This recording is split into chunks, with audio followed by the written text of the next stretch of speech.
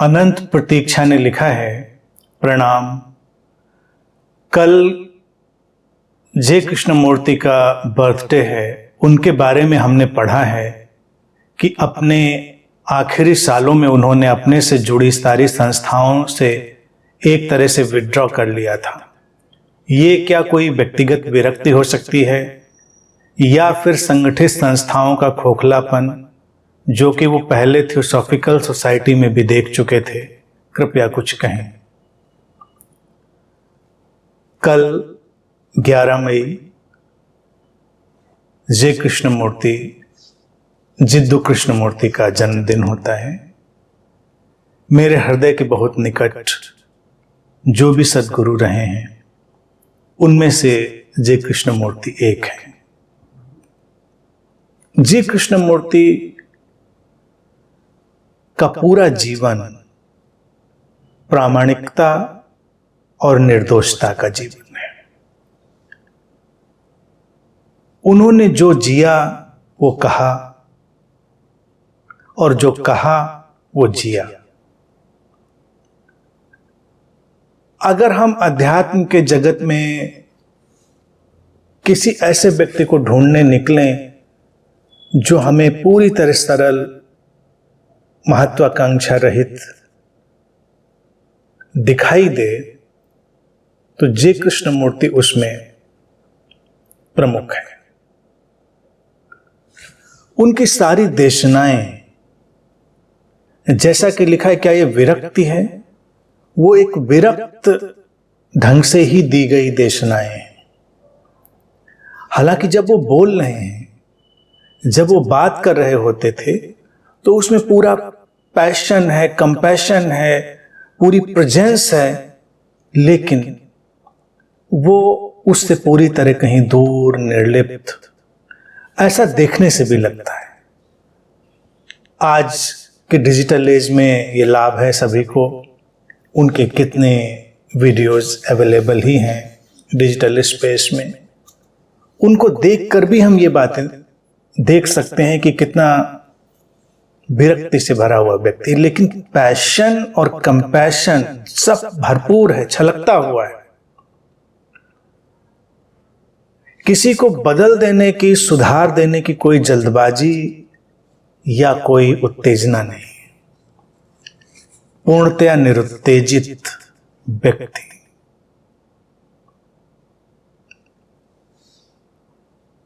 बहुत सारे ऐसे कारण हो सकते हैं दृश्य की जो उनसे मेरा तारतम्य और निकटता हमेशा बनी रही।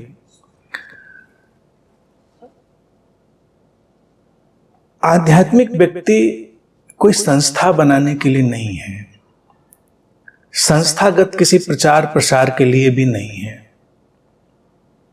संस्थाओं की अपनी राजनीति है, संस्थाओं की अपनी महत्वाकांक्षाएं हैं, संस्थाओं की अपनी मारामारी है। गुरु बन जाने की, प्रसिद्ध हो जाने की बहुत उत्तेजना है। वो किसी भी नाम पर हो, चाहे वो इसी नाम पर ही क्यों ना हो कि हमें दूसरों को बदल डालना है, इसलिए हमको इतना प्रचार प्रसार विज्ञापन कर डालना है। जे कृष्णमूर्ति मुझे इसलिए भी बड़े प्रीतिकर लगते हैं कि वो इस बात का भी उदाहरण है कि अगर कोई व्यक्ति पूरी तरह निर्लिप्त भी हो और उसके भीतर से वो आलोक छलक रहा हो, तो पूरा अस्तित्व उसकी देशना को संभालता है, सहेजता है और लोगों तक ले जाता है, वो चाहे ना चाहे। जे कृष्णमूर्ति पर एक पुस्तक भी किसी ने लिखी थी, उसका टाइटल बड़ा सुंदर सा दिया था, मुझे बड़ा अच्छा टाइटल लगता है, रिलक्टेंट मसीहा।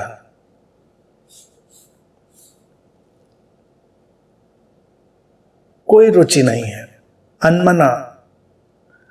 मसीहा तो उनको बनाने की तैयारी थी, उससे उन्होंने इनकार किया था, और ये बहुत बड़ी बात थी। जहां हर कोई मसीहा बनने की दौड़ में लगा हो, वहां कोई व्यक्ति उसे इनकार कर दे।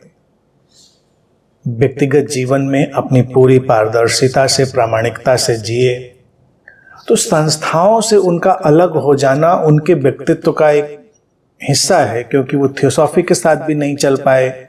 उनके नाम पर भी संस्थाएं बनी तो स्वाभाविक है वो उनके साथ भी नहीं चल पाते, और वो संस्थाएं उनके आसपास बनी होंगी, उनको लगा होगा काम चलाऊ चीजें हैं, इनका उपयोग किया जा सकता है एक व्हीकल की तरह थोड़ी देर के लिए। और जैसे ही उनको लगा होगा कि संस्थाओं में कोई जड़ता है, उन्होंने अपने को अलग कर लिया होगा। एक प्रामाणिक व्यक्ति के लिए ये स्वाभाविक ही है, क्योंकि अगर वो ऑथेंटिसिटी कंप्रोमाइज होने लगे किसी भी बात पर, तो संस्थाओं से अलग हो जाना ही उचित है। संस्थाएं अगर इतना काम करती हैं, जैसे कोई तस्वीर टांगने के लिए हम एक कील दीवार में लगाते हैं, एक सपोर्ट, उतना तो ठीक है, लेकिन अगर उससे अधिक उनका कोई काम होने लगे तो फिर संस्थाएं खतरनाक बन जाती हैं। फिर संस्थाएं विचार को, टीचिंग को थोपने का काम करने लगती हैं, और वहीं पर एक बड़ा ही विचित्र, दुविधापूर्ण सारा परिदृश्य पैदा हो जाता है, जो कि उस देशना का हिस्सा नहीं ही होता है, लेकिन वो उभर आता है उसमें। जे कृष्णमूर्ति जैसे अनेक अनेक लोगों की आज आवश्यकता है। आज हम जिस समय में रह रहे हैं, वहां पर ऐसे तमाम लोगों की आवश्यकता है। आध्यात्मिक जो आसमान है, उसमें ऐसे ही बहुत सारे सितारे हमें चाहिए, जो प्रामाणिकता और पारदर्शिता से जी रहे हों, करुणा प्रज्ञा से छलक रहे हों, और किंचित अनमने हों। बहुत तेजी में जब कोई व्यक्ति होता है, तो मैं अक्सर उसको कहता हूं बुलडोजर इंपैक्ट होता है। घृणा और क्रोध का बुलडोजर इंपैक्ट हो, प्रेम और ज्ञान का बुलडोजर इंपैक्ट हो, उसके नुकसान हमेशा होते हैं। जैसे कोई इतना ज्ञान से भर जाए कि ज्ञान बांट कर ही मानेगा, तो अब ये ज्ञान का बुलडोजर इफेक्ट शुरू होगा। जो उस ज्ञान के नीचे आएगा पीसा जाएगा। कृष्णमूर्ति जी सौम्य हैं, एक जीवंत खिले हुए फूल की तरह। उन्हें किसी को बदल नहीं देना है। हाँ, बात जब कहेंगे तो बात में उनके पूरी अलाइवनेस, पूरी इंटेंसिटी, पूरी तीव्रता और जीवंतता होगी, लेकिन कोई ऐसा वो नहीं कि हम बदल के ही मानेंगे। ये खतरनाक है। संस्थाएं इन्हीं कामों में लग जाती हैं। संस्थाओं के अपने निहित स्वार्थ पैदा हो जाते हैं, तभी संस्थाएं गड़बड़ करती हैं।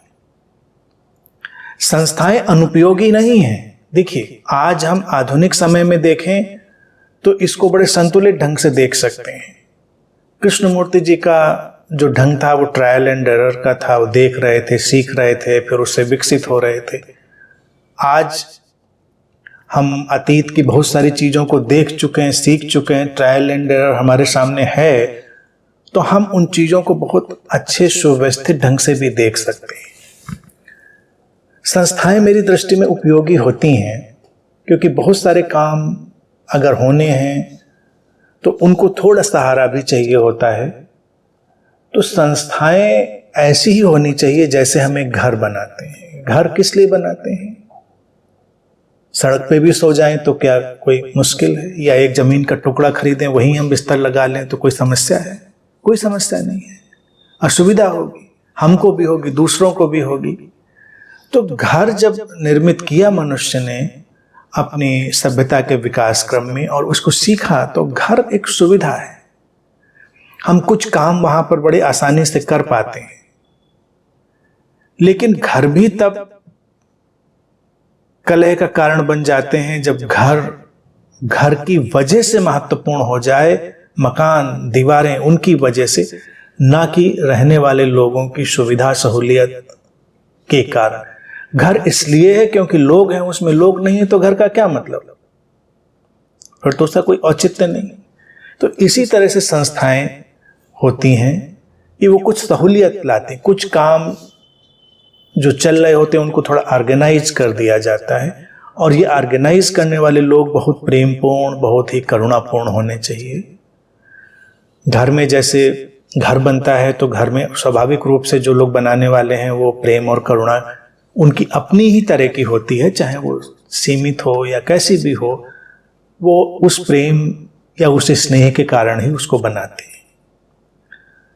संस्थाओं के संचालन में ऐसे लोग ही होने चाहिए, लेकिन दुर्घटना क्या होती है, ऐसे लोग कम होते हैं, संस्थाएं बड़ी हो जाती हैं, तो हम उनका प्रबंधन बहुत सारे ऐसे लोगों को दे देते हैं जो कुछ तकनीकी चीज़ों में कुशल हैं, वो मार्केटिंग में कुशल हैं, व्यवस्थापन में कुशल हैं, बहुत सारी चीज़ों में कुशल हैं, लेकिन उनके हृदय में वो करुणा नहीं है, वो शांति नहीं है और वो समझ भी नहीं है, तो फिर वो संस्था कुछ की कुछ हो जाएगी। तो संस्थाएं अनुपयोगी बिल्कुल नहीं है। ऐसा नहीं कोई समझे कि अगर कृष्णमूर्ति छोड़ते तो संस्था होनी ही नहीं चाहिए। संस्थाओं का उपयोग हो सकता है, बस उसके आधार में वो जीवंत और जागृत लोग हों। कोई व्यक्ति सौभाग्यशाली हो, कोई गुरु भी इतना फॉर्चुनेट हो कि उसको इतने करुणापूर्ण, सहृदय, शांत, समझ से भरे लोग मिल जाएं। गुरुओं की भी अपनी डेस्टिनी होती है ना, किसी को मिल जाते हैं तो वैसा बन जाता है, किसी को पता चला कुछ का कुछ मिल गया तो वो निकला किसी और रास्ते पे था, संस्था ने उसको पहुंचा दिया किसी और रास्ते पर। तो निर्भर करता है बहुत सारी चीज़ों पर। बाकी ये है कि कृष्णमूर्ति जी बहुत प्यारे सरल व्यक्ति हैं और ये सारे उनकी जो चीज़ें थी वो उनकी प्रामाणिकता और पारदर्शिता के लिए ही थी। उस सब की बहुत आवश्यकता है।